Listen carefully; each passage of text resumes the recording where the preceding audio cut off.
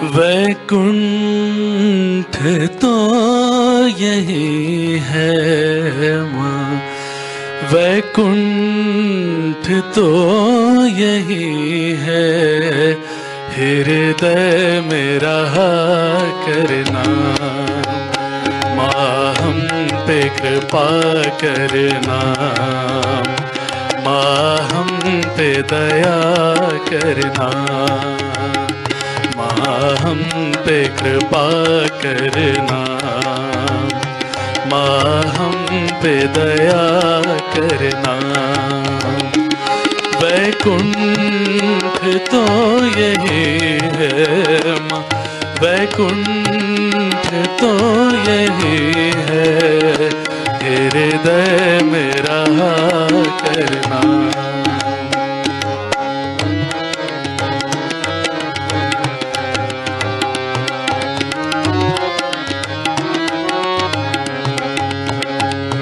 ढूंढेंगे राग बनकर, वीणा के तार बनकर, ढूंढेंगे राग बनकर, वीणा के तार बनकर।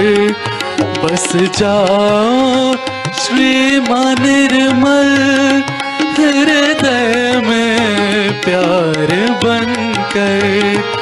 बस जाओ श्री माँ निर्मल, हृदय में प्यार बनकर, हृदय में प्यार बनकर।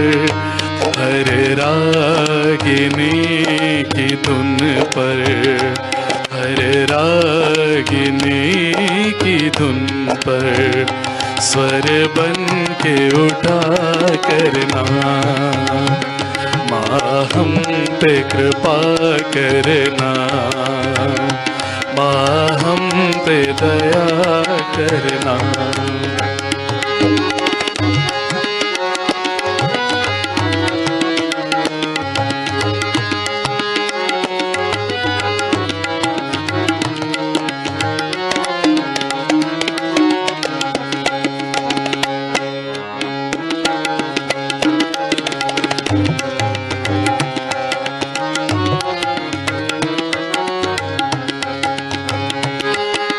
पार हो गए हैं लेकर के सहज भक्ति, हम पार हो गए हैं लेकर के सहज भक्ति।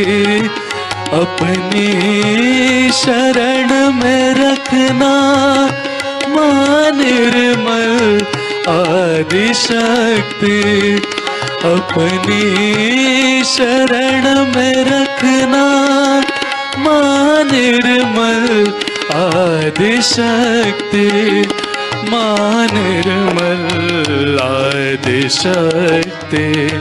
बन सहस्त्रार धारा, बन सहस्त्रार धारा, प्राणों में बहा करना।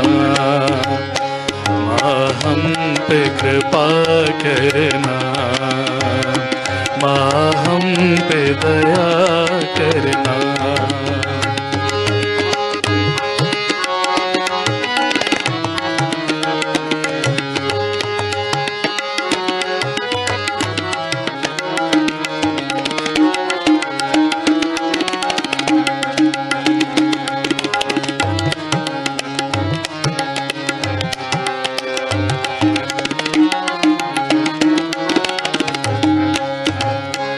नाचेंगे मोर बनकर माँ निर्मल तेरे द्वारे, नाचेंगे मोर बनकर माँ निर्मल तेरे द्वारे।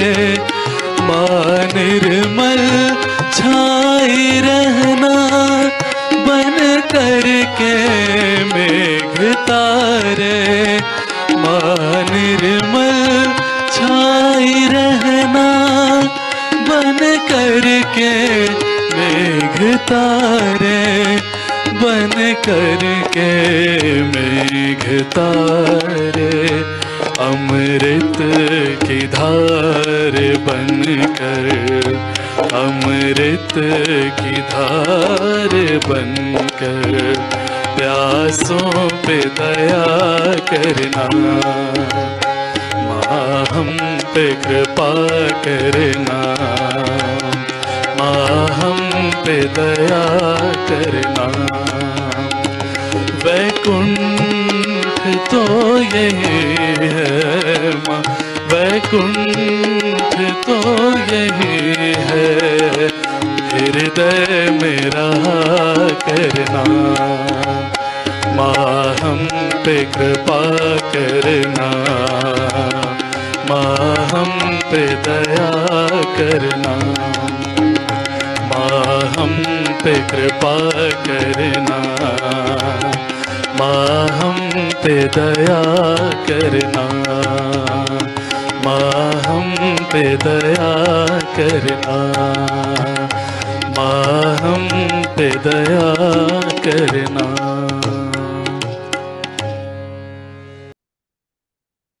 यश माता जी।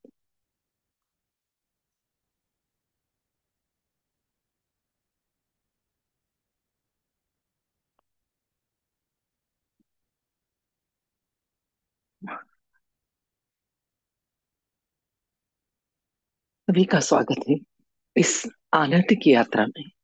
आनंद भी कौन सा, योग के माध्यम से श्री माता जी निर्मला देवी के द्वारा प्रदत्त योग की एक इतनी सहज और सरल विधि जिसे हर व्यक्ति कर सकता है, जिसे करने के लिए कोई बंधन नहीं, कोई नियम नहीं, कोई जाति, कोई धर्म, कोई उम्र, कोई बंधन नहीं कि आज से इस तरह का खाना खाना होगा या इस तरह के कपड़े पहनना होगा या ये नियम को पालना होगा। कुछ भी नियम नहीं। जैसे है वैसे ही जीवन को और सुंदर ढंग से चलाने की कला है सहज योग। जैसा इसका नाम है उतना ही सहज और सरल, जिसे हर व्यक्ति कर सकता है, जिसे करने के लिए कोई पैसे देने की जरूरत नहीं है। जो आपके अंदर है, जो आपकी अपनी कुंडलिनी माँ, उसी को जागृत करना है और उस सर्वव्यापी शक्ति से जुड़ना है जो सारा संसार चलाती है। तो योग की यदि डेफिनेशन देखें तो इतनी सी होती है, जुड़ना। किसका जुड़ना? इस अंदर वाले का उस बाहर वाले से कनेक्ट होना। और इस जुड़ने में कोई दूसरी चीज बीच में आती ही नहीं है। कोई आडंबर, कोई अंधविश्वास, कोई दिखावा, कुछ भी नहीं। ये तो जब योग घटित होता है, उस ईश्वर से हम जुड़ते हैं, तो उसके जो दो स्वरूप हैं, साकार और निराकार। तो जब योग होता है तो उस निराकार से हम जुड़ जाते हैं, जो चारों तरफ है, कण कण में है, अणु रेणु में है। और जब योग घटित हो जाता है उस निराकार से, तो उस निराकार की शक्ति को ठंडी या गर्म हवा के रूप में दोनों हाथों पर और सिर के ऊपर तालु भाग पर अनुभव कर सकते हैं। यह अनुभूति इतनी सुंदर है जिसका वर्णन हर धर्म में किया है। तो हिंदू धर्म में आदि गुरु शंकराचार्य ने इसे सलीलम सलीलम, ठंडे ठंडे चैतन्य के रूप में अपने सौंदर्य लहरी नामक ग्रंथ में वर्णन किया है। तो बाइबल में इसे cool bridge of the Holi ghost कहा है। मुस्लिम धर्म में रूह, तो पातंजलि ने इसे ऋतंभरा प्रज्ञा और नानक साहब ने इसे अलख निरंजन कहा है। और भी बहुत सारे धर्मों में इसके अलग अलग नाम हैं और वर्णन भी। पर अंदर स्थित आपकी अपनी कुंडलिनी माँ, जो जन्मों जन्मों से आपके साथ है, उसे जागृत करना बहुत ही कठिन काम था। उसे जागृत करने के लिए ऋषि मुनि लोग हजारों साल पहाड़ों पर गुफाओं में बैठकर तपस्या करते थे, तब कहीं जाकर उस माँ का जागरण होता था। परंतु श्री माता जी निर्मला देवी ने 5 मई 1970 को यह कार्य शुरू किया और आज पूरे विश्व में यह कार्य फैला हुआ है। और बिल्कुल इसी तरह से जैसे एक दिए से हजारों दिए जल सकते हैं, उसी तरह से सहयोग का कार्य घटित हो रहा है। क्योंकि इसका कहीं कोई विज्ञापन, दिखावा या अंधविश्वास कुछ भी नहीं है। यह तो पूरा साइंस भी है और अध्यात्म की भी अंतिम अवस्था, कुंडलिनी शक्ति के जागरण के द्वारा उस ईश्वर से जुड़ना। एक बहुत ही सुंदर कार्य श्री माता जी ने इस धरती पर आकर किया, मानव जाति की मदद के लिए।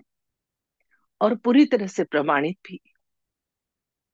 प्रमाण ठंडी या गर्म चैतन्य लहरियां जो आप अपने हाथों पर अभी अनुभव करेंगे, और फिर इन चैतन्य लहरियों को अपने जीवन में बहुत सारी जगह आप काम में भी ले सकते हैं। जैसे कोई आपके घर का सदस्य अच्छे कार्य के लिए जाता है, उसे आप वाइब्रेशन से चैतन्य दीजिए, ब्लेसिंग दीजिए। कोई परेशान कर रहा है, उसको बंधन डालिए, शुभ मीटिंग कीजिए। ऐसी छोटी छोटी सी चीजें बताकर इस वाइब्रेशन के उपयोग की माने इस मानव जाति की बहुत मदद की।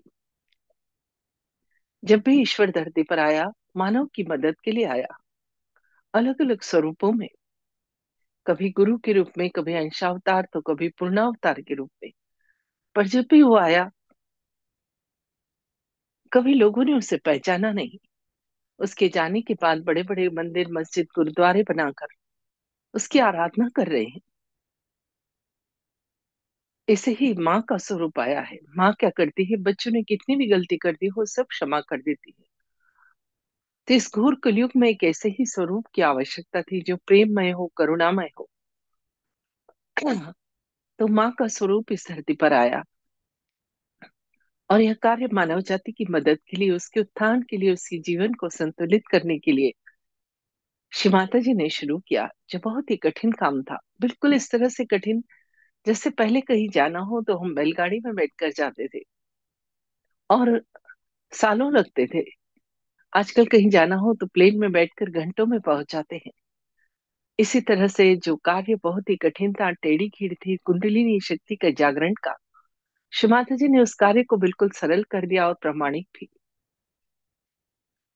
तो जब हमने ये योग बच्चों के बीच जाके कराया, स्कूल, कॉलेज, हॉस्टल्स में, तो बच्चों के रिजल्ट तो अच्छे आने ही लगे। ईक्यू, आईक्यू, ग्रास्पिंग पावर, सभी कुछ सुधार होने लगा। पर जो सबसे बड़ी चीज देखी बच्चों में, बहुत ही, वो बच्चे कभी भी अपशब्द नहीं बोलते, गलत संगत नहीं पकड़ते, गलत रास्ते नहीं जाते। ऐसा मैंने उन बच्चों को देखा। और और तो और वो बच्चे बड़ों का बिल्कुल इस तरह से आदर करते हैं जैसे बड़े उनके लिए भगवान हो। इस तरह से बच्चों के व्यक्तित्व का निर्माण होने लगा।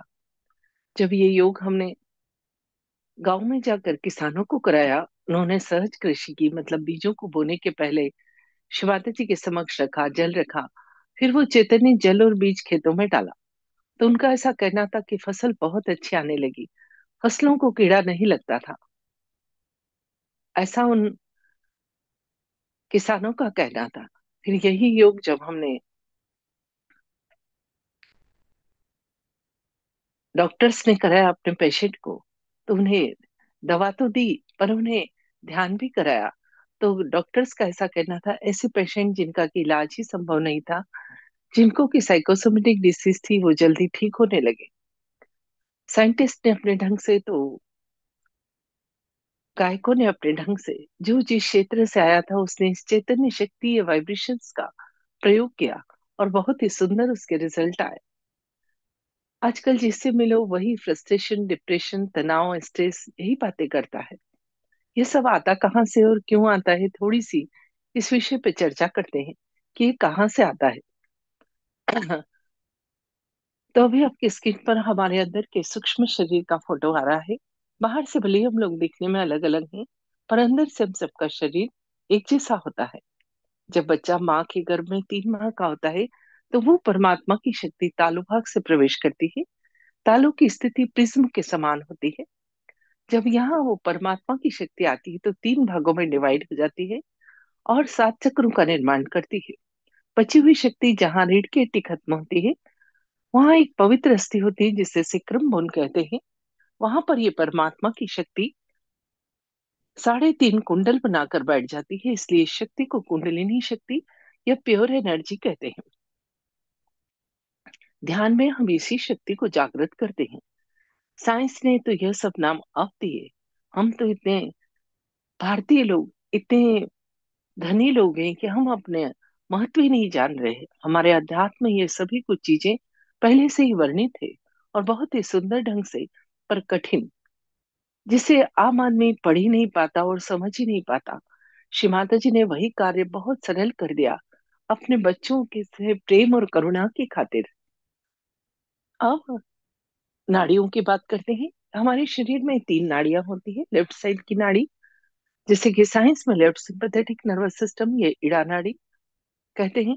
तो मन में बहुत ज्यादा पास्ट के थॉट्स चलते हैं, तो ये नाड़ी भूतकाल को कंट्रोल करती है, तो ये और ठंडी हो जाती है क्योंकि चंद्र नाड़ी है। और जब ये ठंडक हमारे अंदर आती है तभी low blood pressure, depression, paralysis, इस तरह की प्रॉब्लम होती है। और बच्चे पढ़ाई करने बैठते हैं और उन्हें नींद आ जाती है। दूसरी नाड़ी पिंगला नाड़ी है, जिसे सूर्य नाड़ी या राइट सिंपैथेटिक नर्वस सिस्टम भी कहते हैं। साइंस ने तो यह सब नाम अब दिए हैं। हमारा अध्यात्म तो इतना गहन है कि उसमें सभी कुछ पहले से ही वर्णित है, पर क्योंकि हम उसे पढ़ते नहीं है इसलिए हमें पता नहीं हमारे पास क्या चीज है। तो ये पिंगला नाड़ी सूर्य नाड़ी है। बहुत ज्यादा भविष्य की चिंता करने से ये और गर्म हो जाती है। जब ये गर्मी हमारे अंदर आती है तो ऐसे लोगों को high blood pressure, heart attack, asthma, paralysis, इस तरह की प्रॉब्लम होती है। और बच्चे पढ़ाई करने बैठते हैं, पढ़ाई में उनका मन ही नहीं लगता, माइंड बहुत डिस्ट्रैक्ट रहता है। अब मध्य की नाड़ी सुषुम्ना नाड़ी है, जैसे कि पैरासिम्पैथेटिक नर्वस सिस्टम कहते हैं। जब मन में बहुत पास्ट और फ्यूचर के विचार चलते हैं, और यदि आप योग करते हैं तो जो साधक योग करता है कुंडलिनी शक्ति का जागरण करता है माँ के आशीर्वाद के द्वारा, तो यह मध्य नाड़ी सुषुम्ना नाड़ी खुल जाती है। और जब ये खुल जाती है तो क्योंकि ये वर्तमान की नाड़ी है, उसका अटेंशन प्रेजेंट में या वर्तमान में आ जाता है। जब अटेंशन वर्तमान में है तो आप अपने कार्य पर फोकस कर पाते हैं और सफलता आपके साथ चलती है। इसीलिए बच्चों को जब मेडिटेशन कराते हैं तो उनका कंसंट्रेशन बढ़ जाता है और रिजल्ट बहुत अच्छे आते हैं। हमारा चित्त वर्तमान में रहने से प्रसन्न रहता है, और जब चित्त प्रसन्न है तो बीमारी तो हमारी आपो आप ही चली जाती है। इस तरह से हमारी आर्थिक, सामाजिक, भौतिक समस्याओं का तो निदान होता है। साथ ही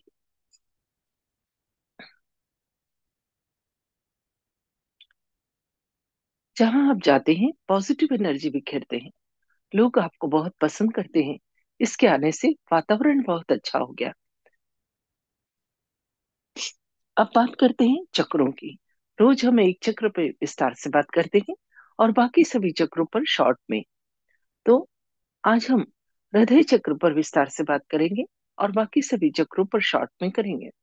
ये चक्र क्या है? असली में नाड़ियों के गुच्छे हैं जो शरीर के अलग अलग ऑर्गन्स को कंट्रोल करते हैं। जितनी भी नाड़ियां या नर्व से हाथ और पांव पर आकर खत्म होती हैं। तो मूलाधार चक्र का स्थान शरीर का अंतिम छोर और दोनों हाथ की हथेली जहाँ शुरू होती है वहां अनुभव कर सकते हैं। ये सहयोग का एक नया आविष्कार है कि खुद को जानना, खुद को पहचानना। आज तक यह कभी घटित नहीं हुआ कि खुद को कैसे जाना जाए। तो जब भी माँ का जागरण होता है तो इन चक्रों में कोई दोष है तो कुंडलिनी माँ वहां रुक कर कार्य करती है। जब माँ को कार्य करना पड़ता है तो उस चक्र की नर्व्स का एंड पॉइंट जो हाथ और पांव पर है वहां पर झंझनाहट या गर्माहट होती है। और जब चक्र शुद्ध हो जाता है तो ठंडा चैतन्य उस स्थान से बहने लगता है। इस तरह से हम अपने चक्रों नाड़ी को जान सकते हैं, पर किसी और के बारे में भी हम जान सकते हैं अपने हाथों पर। ये एक बहुत बड़ी घटना है जो माँ के आशीर्वाद से एक जीवंत घटना हमारे अंदर जब घटित होती है तो यह सभी कुछ हम महसूस कर पाते हैं। मूलाधार चक्र श्री गणेश का है और उनके जागृत होने पर उनके गुण बुद्धि, विवेक, पवित्रता, अबोधिता और मंगलमयता हमारे अंदर आती है। साथ ही यौन संबंधी और मलमूत्र विसर्जन संबंधी ऑर्गन्स को यह चक्र कंट्रोल करता है। तो उनसे रिलेटेड कोई बीमारी जैसे पाइल्स, प्रोस्टेट का प्रॉब्लम, यह भी सब धीरे धीरे ठीक हो जाता है। बच्चों को यदि आप मेडिटेशन कराते हैं तो बच्चों के अंदर विवेक की विजडम आने से उन्हें पता होता है कि किस रास्ते जाना, किससे दोस्ती करना, कौन सी पढ़ाई किस तरह से करना। और हम बड़ों को भी एक बहुत बड़ी कला हमारे अंदर आ जाती है। कोई बुरी आदत है उससे भी छुटकारा मिलता है। हमारी काम करने की इफिशियंसी बढ़ जाती है। आश्चर्य होता है, हम वही कार्य वही, पर कार्य करने का ढंग सुंदर हो जाता है। सेकंड नंबर पर स्वादिष्ठान चक्र जो दोनों हाथ के अंगूठे पर है। श्री ब्रह्मदेव सरस्वती इसे संभालते हैं और उनके जागृत होने पर उनकी क्वालिटी, सृजनशीलता, क्रिएटिविटी और शुद्ध ज्ञान, ईश्वर को जानने का शुद्ध विद्या हमें प्राप्त होती है। साथ ही लीवर, किडनी, पेंक्रियास में कोई प्रॉब्लम है धीरे धीरे वह भी दूर होती है। क्योंकि जब कुंडलिनी माँ जागृत होती है तो हर चक्र को नरिश करती है, उसे खोलती है, उन पर विराजमान देवताओं को जागृत करती है और उनके आशीर्वाद हमें प्रदान करती है। साथ ही उस चक्र से संबंधित जो शरीर के अंग हैं उन्हें भी ठीक करती है। इसलिए सहयोग करने के बाद आपकी बीमारियों में भी सुधार होता है। परंतु आप सहयोग इसलिए मत करिए कि आपको बीमारी ठीक करना है, आप इसलिए करिए कि इस मनुष्य जन्म को सार्थक करना है। ये मनुष्य जन्म 84 लाख योनियों के बाद प्राप्त होता है। तो क्या हम इसको यूं ही टेंशन, प्रॉब्लम, डिप्रेशन में ही खत्म कर देंगे? अब थर्ड नंबर पर आता है नाभि चक्र, जो दोनों हाथ की सबसे बड़ी उंगलियों पर फील कर सकते हैं, जो संतोष और समाधान का है। इस चक्र के जागृत होने पर इसकी क्वालिटी, लक्ष्मी की कृपा, पैसों में बरकत और पैसों का आप सुख उठाते हैं।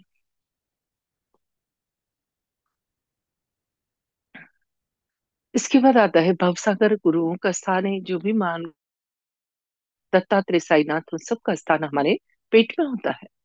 दोनों हाथ की हथेली के बाहरी हिस्से में आप इसे अनुभव कर सकते हैं। इसे वॉइड भी कहते हैं। जब हमारा गुरु तत्व जागृत होता है तो हम अपनी बात को कहीं पर भी बहुत सुंदर ढंग से समझा सकते हैं और पेट संबंधी कोई समस्या है धीरे धीरे वह भी दूर हो जाती है। बच्चों के अंदर जब ये गुरु तत्व जागृत होता है तो वाइवा, इंटरव्यू, ग्रुप डिस्कशन, भाषण प्रतियोगिता, हर जगह वो अपनी बात को बहुत ही सुंदर ढंग से व्यक्त करके आते हैं, पूरे कॉन्फिडेंस के साथ। उसके बाद आता है हृदय चक्र। आज इस चक्र पर ही विस्तार से बात करेंगे। इस चक्र को हम दोनों हाथ की छोटी उंगलियों पर अनुभव कर सकते हैं। ये हृदय चक्र 12 पंखुड़ियों का बना हुआ है। जो पंखुड़ियां बाईं तरफ जाती है बायां, जो दाईं तरफ जाती है दायां, और जो मध्य में रहती है मध्य चक्र कहलाता है। ये आपकी स्क्रीन पर हृदय चक्र का फोटो आ गया है। बहुत ही सुंदर ढंग से देखिएगा इसकी स्थिति, सिर पर स्थिति, हाथों पर स्थिति और पाँव की भी छोटी उंगलियों पर स्थिति। शरीर में हृदय के यहाँ ही रीढ़ की हड्डी में इन सब चक्रों का स्थान होता है। यह चक्र वायु तत्व से बना है। जब ये जागृत होता है तो उस चक्र में कोई असंतुलन है, धीरे धीरे वह भी दूर हो जाता है।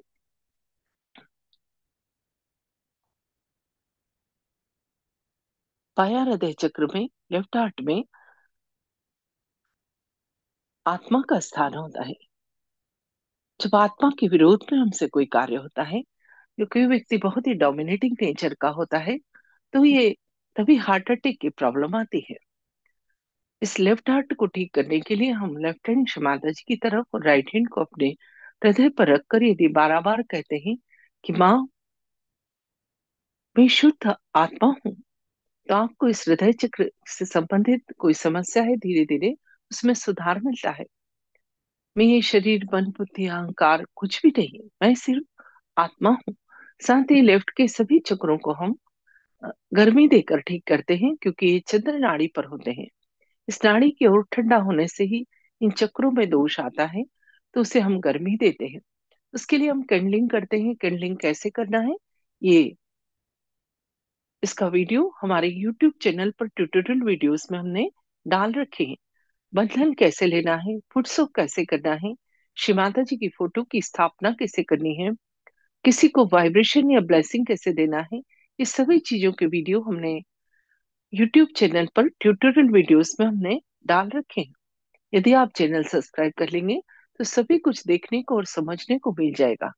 सहयोग मुरा साइंस है और उतना ही अध्यात्म भी, परंतु सभी कुछ समझ के करे, अंधविश्वास के तौर पर नहीं कि आपसे कह दिया इसलिए कर लिया। गलत ढंग से कुछ भी नहीं करना है, सभी कुछ सही ढंग से कीजिएगा। इसलिए ये वीडियो बनाकर इन चीजों के डाल रखे हैं कि इसे समझ कर करिए। यूट्यूब चैनल इसलिए नहीं सब्सक्राइब करिए कि हमें इससे कुछ फायदा है, हमने तो इसमें विज्ञापन का, एडवर्टाइज का मोड भी बंद कर रखा है, ताकि इस परम कार्य में कहीं कोई विघ्न बाधा नहीं आ जाए, क्योंकि कार्य इतना बड़ा है और अंतिम भी और उतना ही सुंदर और आनंद प्रदान करने वाला। अब आते हैं राइट हार्ट पर। राइट हार्ट का स्थान राइट साइड में होता है। यहाँ पर श्री सीताराम का स्थान है, जो मर्यादा पुरुषोत्तम थे। जो लोग बहुत ही पति या पत्नी एक दूसरे को डोमिनेट करते हैं, या पिता से रिलेशन अच्छे नहीं रहते हैं, या पिता की मृत्यु बचपन में ही हो जाती है, उनका ही राइट हार्ट खराब होने से अस्थमा की प्रॉब्लम होती है। इसे ठीक करने के लिए आप लेफ्ट हैंड श्री माता जी की तरफ, लेफ्ट हैंड अपने राइट हार्ट पर और राइट हैंड श्री माता जी की तरफ 12 बार श्री सीताराम से प्रार्थना करते हैं कि श्री राम जैसे आप मर्यादा पुरुषोत्तम थे वही गुण हमें दीजिए, और माँ सीता जैसी कुशल गृह लक्ष्मी थी वही क्वालिटी हमें प्रदान कीजिए। साथ ही लीवर पर बर्फ रखने से भी अस्थमा की प्रॉब्लम में सुधार होता है, क्योंकि राइट नाड़ी राइट स्वादिष्ठान से ही शुरू होती है। तो जब यह गर्मी बढ़ जाती है लीवर पर, तब भी इस तरह की प्रॉब्लम आती है। साथ ही एक फुट सोक करने की प्रक्रिया है, नमक के पानी में पाव रखना, जो हर सुजुकी को नियमित 5 से 10 मिनट करना ही है। उससे भी हमारे चक्रों और नाड़ियों के आधे से ज्यादा दोष वो नमक का पानी अपने अंदर शोषित कर लेता है।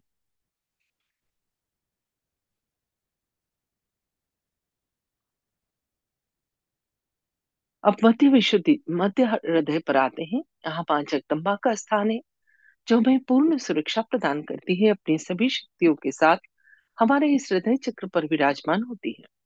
तो जब ये हृदय चक्र जागृत हो जाता है, तो यहाँ पर विराजमान सभी माँ जगदम्बा की शक्तियां जागृत होने से हमें पूर्ण सुरक्षा, निर्भयता और निडरता प्राप्त होती है। जो बच्चे बार बार बीमार पड़ते हैं, कहीं ना कहीं बहुत डरते हैं, क्योंकि रोगों से लड़ने की जो एंटीबॉडीज है, जिन्हें हम अध्यात्म में गण कहते हैं, यहीं से तैयार होकर इस पूरे शरीर में जाते हैं 12 साल तक।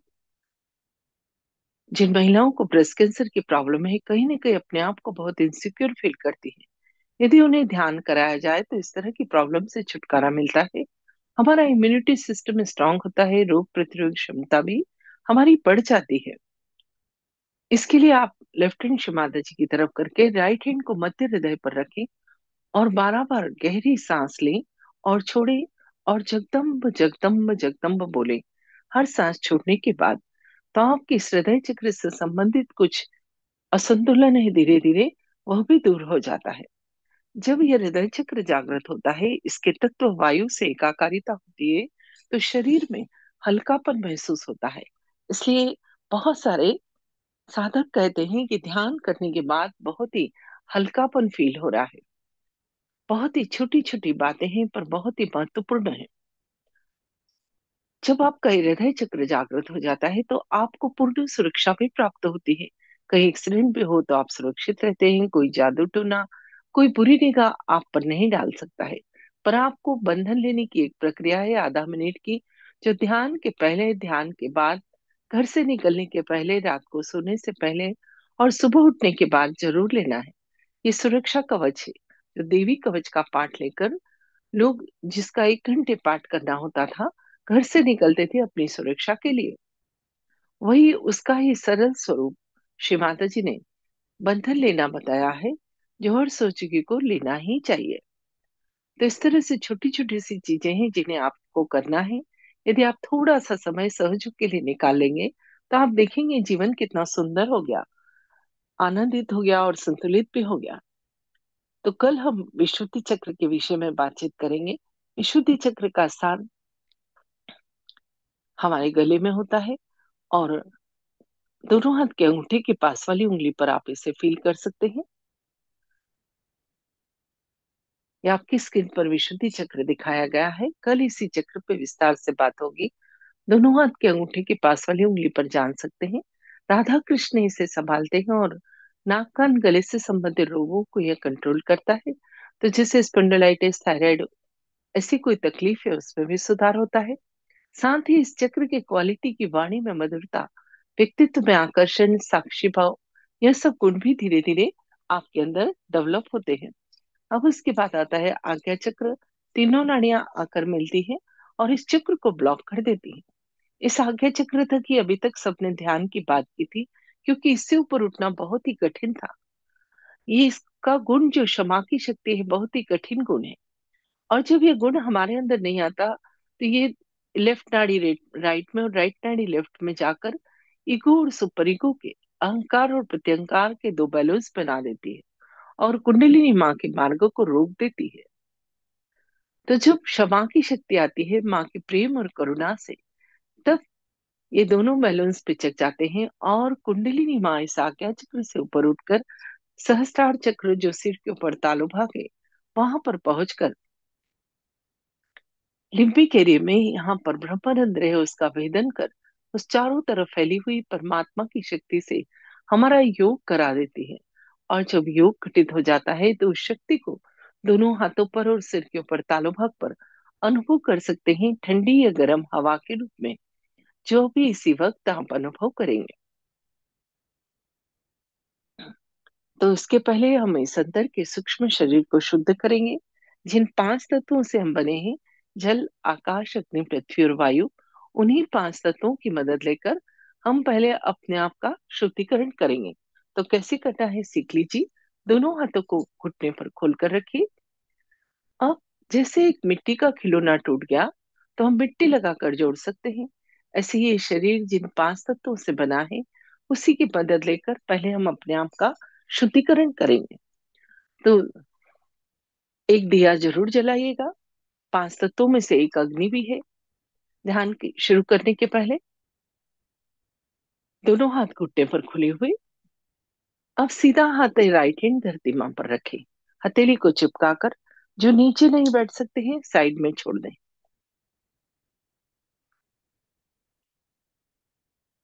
अब वापस हाथ घुटने पर खुला हुआ, अपना लेफ्ट हैंड या बायां हाथ कोहनी से मुड़कर आकाश की तरफ करते चलिए साथ साथ। फिर हम आंख बंद करके करेंगे। अभी हम सीख रहे हैं।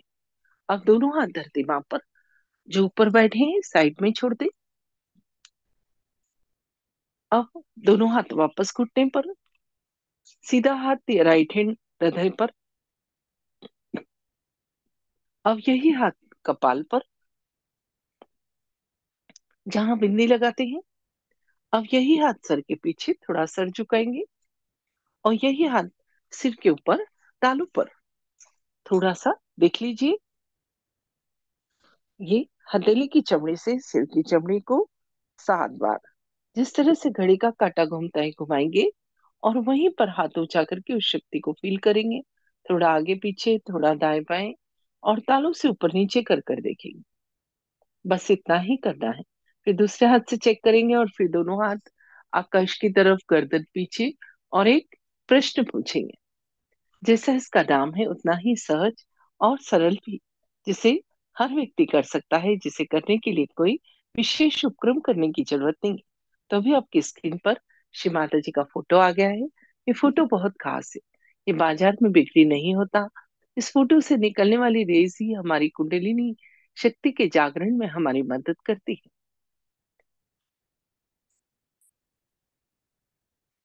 सहयोग की बस एक ही शर्त है, आपको इच्छा करनी होगी। यदि मन में कोई शंका है, संदेह है, तो ये शक्ति का जागरण नहीं होगा।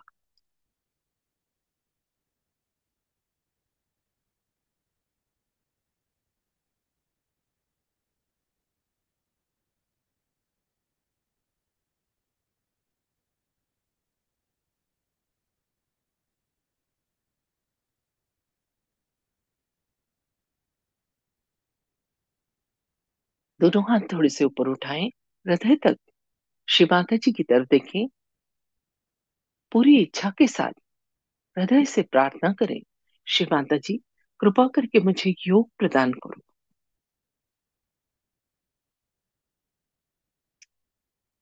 धीरे धीरे आंखें बंद, दोनों हाथ घुटने पर खुले हुए, और पीठ सीधी। अब अपना सीधा हाथ या राइट हैंड धीरे धीरे धरती मां पर रखें, हथेली को चिपकाकर, और प्रार्थना करें। माँ कृपा करके मेरी इड़ा नाड़ी को शुद्ध कर दीजिए। इड़ा नाड़ी का स्थान रीढ़ की हड्डी के थोड़ा सा बाईं तरफ, लेफ्ट साइड में। यहाँ पर प्रार्थना करेंगे, माँ इस नाड़ी के सभी दोष, विकार,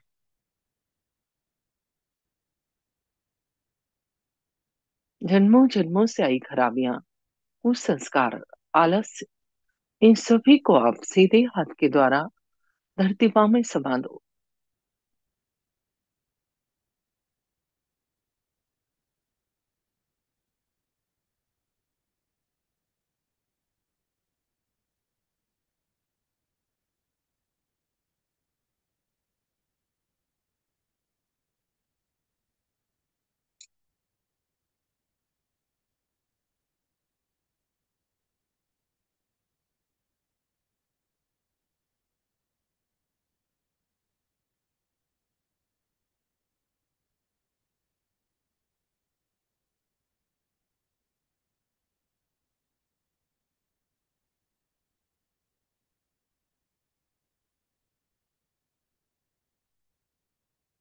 आपको अनुभव हो सकता है कि राइट हैंड से कुछ निकलकर धरती में जा रहा है और लेफ्ट हैंड पर कुछ फील हो रहा है।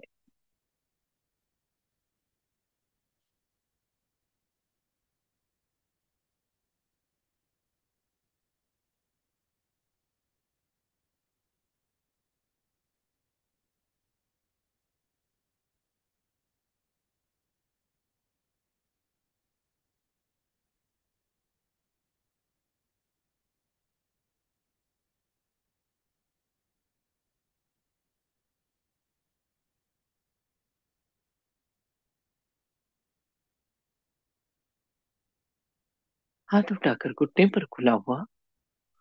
अब अपना लेफ्ट हैंड या बायां हाथ कोहनी से मुड़कर आकाश की तरफ। पिंगला नाड़ी के शुद्धिकरण की प्रार्थना। उसका स्थान रीढ़ की हड्डी के थोड़ा सा दाएं तरफ। प्रार्थना करेंगे मां इस नाड़ी के सभी दोष विकार बाएं हाथ के द्वारा आकाश तत्व में समा दो। लेफ्ट हैंड के द्वारा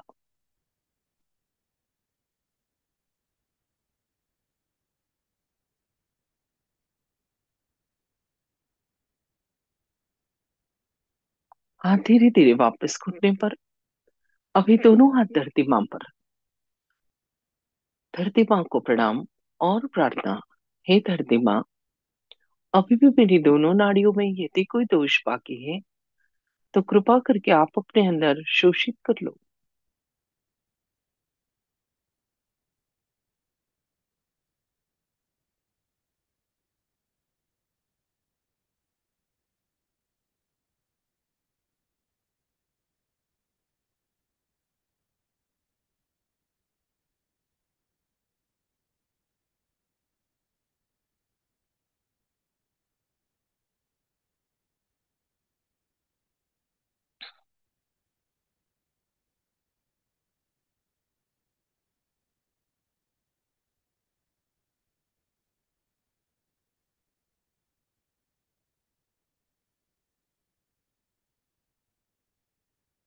चित्त को मध्य नाड़ी सुषुम्ना नाड़ी पर लाएं। उसका स्थान रीढ़ की हड्डी के मध्य में।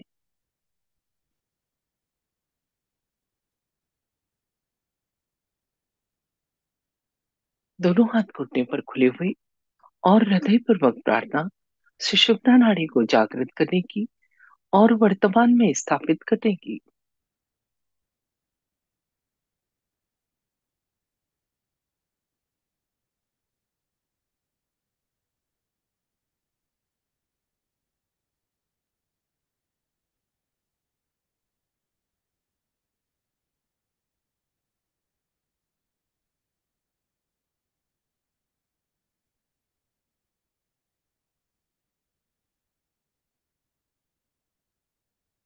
अब अपना सीधा हाथ या राइट हैंड अपने हृदय पर आत्मा के स्थान पर थोड़ा दबाओ और चित्त पूरा हाथ के नीचे।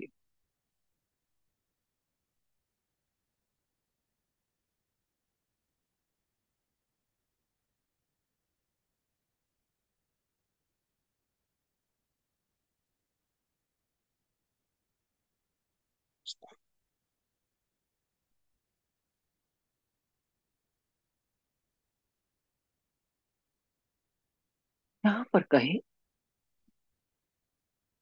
वाह मैं शुद्ध आत्मा हूँ। मैं ये शरीर मन बुद्धि अहंकार कुछ भी नहीं। मैं सिर्फ आत्मा हूँ। और जब मैं आत्मा हूँ तो मैं निर्दोष भी हूँ। आत्मा में कोई खराबी नहीं होती। पूर्ण विश्वास के साथ कहें।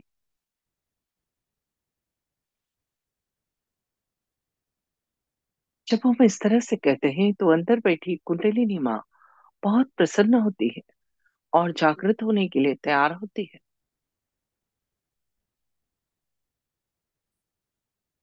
अब इसी हाथ को राइट हैंड को अपने कपाल पर रखें और थोड़ा सिर झुकाएं।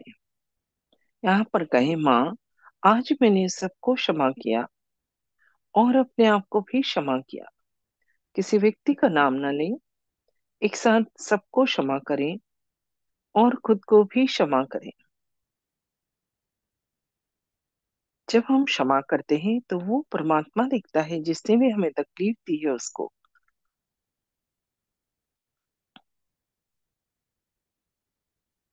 अब इसी हाथ को सर के पीछे रखें और गर्दन थोड़ी सी पीछे झुकाएं। यहाँ पर कहें मां जाने अनजाने में उस ईश्वर की शान के खिलाफ, यदि मुझसे कोई कार्य हुआ है तो क्षमा करो। परमात्मा क्षमा का सागर है, दया का सागर है, हमारी सभी गलतियों के लिए क्षमा करता है। अब इसी हाथ को उठाकर हथेली को तान कर सिर के ऊपर तालू पर रखें। उंगलियों को फैला दें। हाथ को बिना उठाए हथेली की चमड़ी से सिर की चमड़ी को 7 बार घुमाएं। घड़ी का कांटा घूमता है उस दिशा में, क्लॉकवाइज डायरेक्शन में। और प्रार्थना करें, श्री माता जी कृपा करके मुझे आत्म साक्षात्कार दो, सेल्फ रियलाइजेशन दो, उस सर्वव्यापी शक्ति से जो सारा संसार चलाती है। मेरा योग करा दो, उस शक्ति की अनुभूति दो। पूर्ण हृदय से मांगे, पूरी विनम्रता के साथ।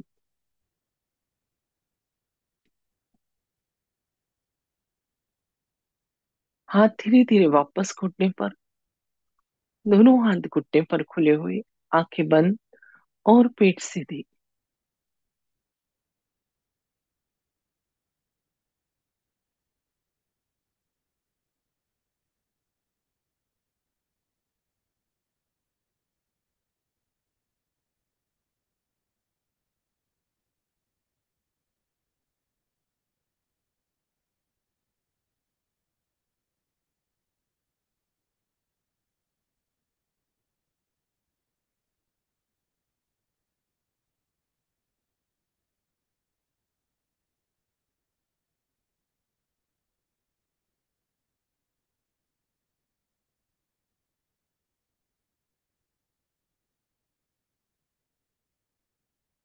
थोड़ी देर ध्यान लगाए, पूरा चित्त या टेंशन सिर के ऊपर तालों पर। दोनों हाथ घुटने पर खुले हुए, आंखें बंद और पेट सीधी। यदि कोई विचार आ रहे हैं तो उन्हें माफ कर दे। धीरे धीरे दो विचारों में अंतर पड़ जाएगा और वो अंतर के क्षण में ही योग घटित होगा।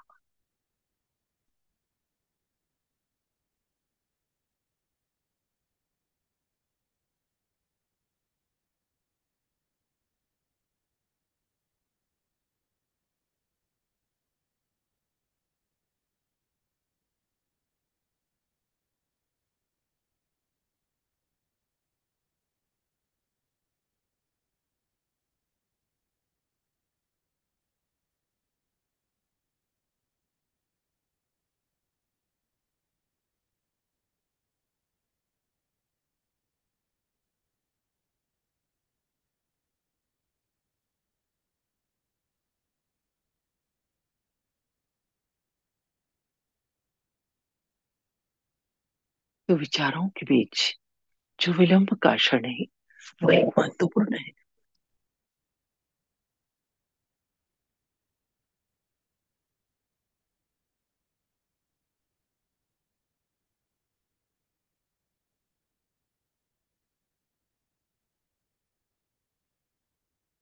आंखें बंद ही रखें और अपना अटेंशन दोनों हाथ की हथेली और उंगलियों की टिप्स पर लाएं। क्या महसूस हो रहा है, अनुभव करें।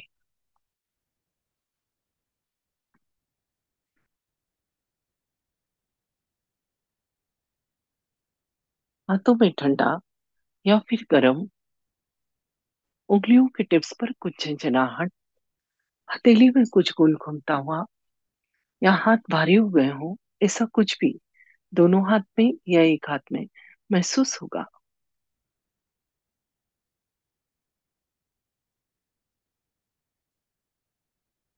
ये जो अनुभव हो रहा है ये इस बात का प्रमाण है कि हमारी शक्ति का जागरण हो गया और उस ईश्वर की निराकार शक्ति हमारे दोनों हाथों पर और सिर के ऊपर तालु भाग पर ठंडी या गर्म हवा के रूप में महसूस होने लगी है।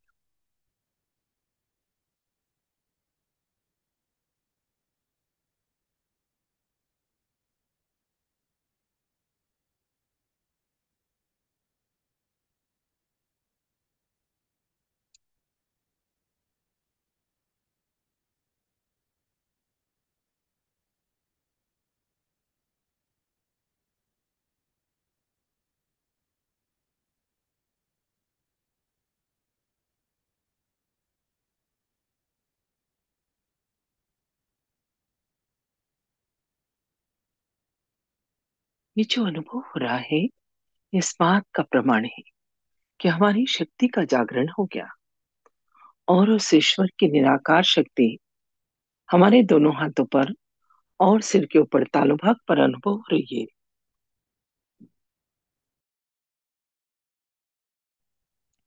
और अधिक जानने के लिए सीधे हाथ को उठाकर सिर के ऊपर तालू पर लाएं। हाथ को बालों से 4-5 इंच ऊपर और अनुभव करें तालू से निकलती हुई ठंडी या गर्म हवा हथेली को छूती हुई। हाथ थोड़ा तालू से आगे पीछे, थोड़ा दाएं बाएं और तालू से ऊपर नीचे कर कर देखें। किसी किसी को बहुत ऊपर तक ठंडक का एहसास होता है।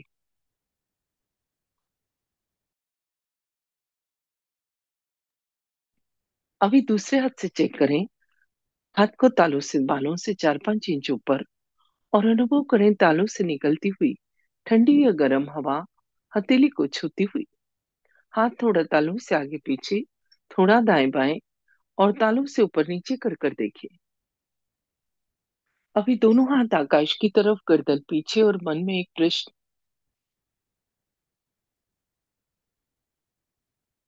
माँ, क्या यही वो शक्ति है जो सारा संसार चलाती है? क्या यही परमात्मा के प्रेम की शक्ति है? क्या यही डिवाइन पावर है? उत्तर में आपके हाथों पर और स्पष्ट अनुभूति होगी। ये इस बात का प्रमाण है कि आपका प्रश्न सही है। हाथ धीरे धीरे वापस घुटने पर और कुछ सेकंड शांत बैठे अपने अंदर देखें इस समय की स्थिति को। क्या मन शांत है, प्रसन्न है, विचार कम है? यदि इसका उत्तर हाँ है तो दोनों हाथ जोड़ लें। अंदर बैठी कुंडलिनी माँ और श्री माता जी को धन्यवाद स्वरूप प्रणाम करें। जिन्होंने भी आज पहली बार ज्वाइन किया या कुछ ही दिनों से आ रहे हैं, सभी से मेरी रिक्वेस्ट है कि लगातार इस सेशन को तब तक अटेंड करें जब तक चक्रों नाड़ियों का ज्ञान और चैतन्य की अनुभूति नहीं हो जाती। उसके बाद आप हमारे गहन ध्यान का सेशन अटेंड कर सकते हैं, जिसकी जानकारी अभी आपको दी जाएगी। जय श्री माता जी।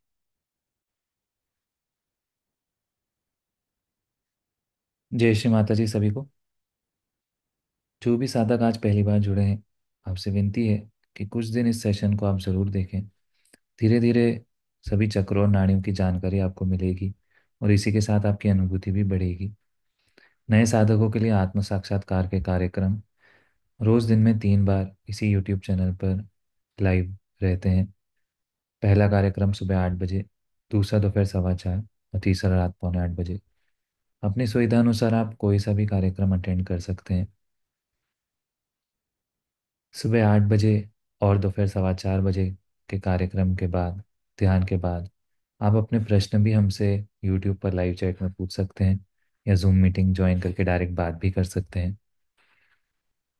आप चैनल सब्सक्राइब कर लेंगे तो रोज़ होने वाले कार्यक्रम की लिंक आपको ईजिली मिलती रहेगी। इसी के साथ इस चैनल पर हमने बहुत से ट्यूटोरियल वीडियोस, वर्कशॉप के वीडियोस, चक्रों नाड़ियों की जानकारी के वीडियोस भी अपलोड किए हैं, जिन्हें देखकर आप सहजयोग की पूरी जानकारी ले सकते हैं।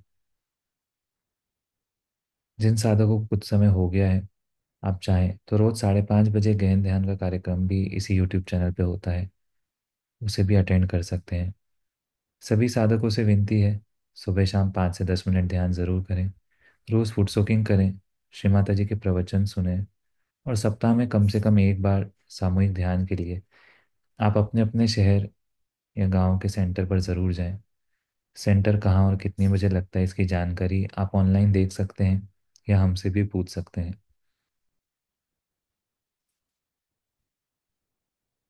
नए साधकों के लिए हम एक बार और बताना चाहेंगे कि आपके कोई भी प्रश्न है तो सुबह 8 बजे या दोपहर 4:15 बजे के कार्यक्रम में ध्यान के बाद आप अपने प्रश्न हमसे लाइव पूछ सकते हैं। सभी को जय श्री माता जी। आज का कार्यक्रम अब हम यहीं समाप्त करते हैं। आज के ध्यान और आनंद के लिए श्री माता जी को कोटि कोटि धन्यवाद, कोटि कोटि प्रणाम। जय श्री माता जी।